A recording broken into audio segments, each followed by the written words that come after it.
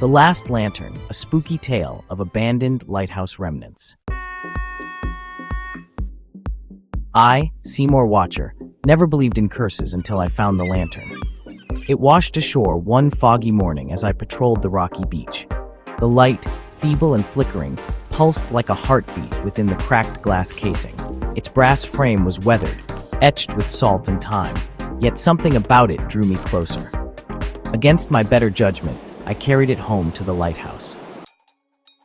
The lantern was peculiar. Its flame didn't sputter or consume fuel. It simply glowed, a ghostly beacon that felt alive in its silence. That first night, I lit it out of curiosity. The flame burned brighter, and the room filled with an eerie hum that prickled at the edges of my mind. Then they appeared, the sailors. Their forms emerged from the air like smoke, translucent and wavering.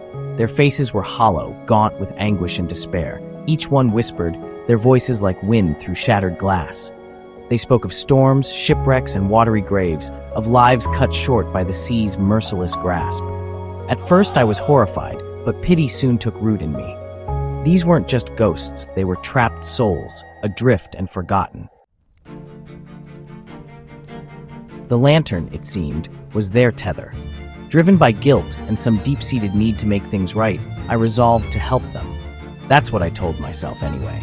I took the lantern to the cliffs, its light spilling across the horizon like an ethereal searchlight. As its glow reached the waves, the souls surged toward it, rushing past me like a tide.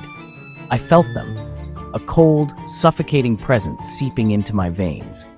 It was a weight that pressed against my very being, sapping my strength with every passing moment. One by one, they vanished into the lantern's light, their voices fading into silence. When it was over, I collapsed to my knees, gasping for air. The lantern's glow dimmed but did not extinguish. Instead, it pulsed again, waiting. The nights that followed were worse. Each time I lit the lantern, more souls came, children clutching broken toys, mothers wailing for lost sons, and sailors whose gnarled hands reached out as if to pull me under. They stared at me, their hollow eyes full of longing, and I couldn't look away.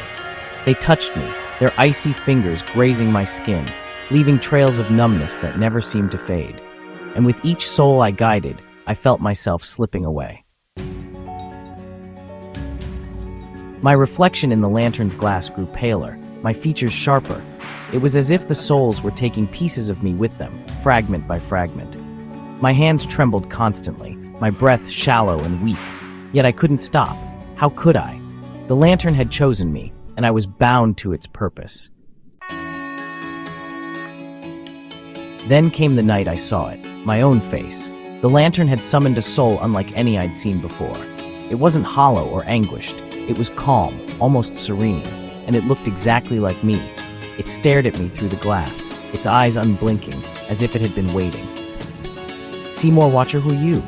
I whispered, my voice barely audible over the lantern's hum. The figure tilted its head, its expression mirroring mine. It raised a hand to the glass, and before I knew it, I was reaching out, my fingertips brushing the cold, smooth surface. A jolt shot through me, a rush of memories, emotions, and something deeper.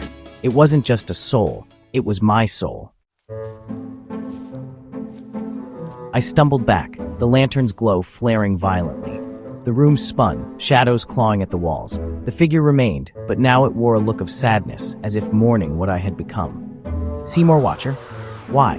Why are you here?" Its lips moved, but no sound came. Instead, the answer filled my mind, clear and unwavering. "Seymor Watcher, you gave yourself away." I stared at the lantern, its light dimming once more. The weight in my chest was unbearable, a crushing reminder of what I had sacrificed. I had poured my life, my essence, into those restless souls, hoping to save them, but in doing so, I had lost myself. Now I sit in the lighthouse, the lantern on the table before me. Its light is faint, but it calls to me still, pulsing in time with the fragments of life I have left. I don't know how much longer I can endure its pull, but one thing is certain, the lantern will outlast me. If you enjoy this spooky short story, please like and subscribe for more chilling content.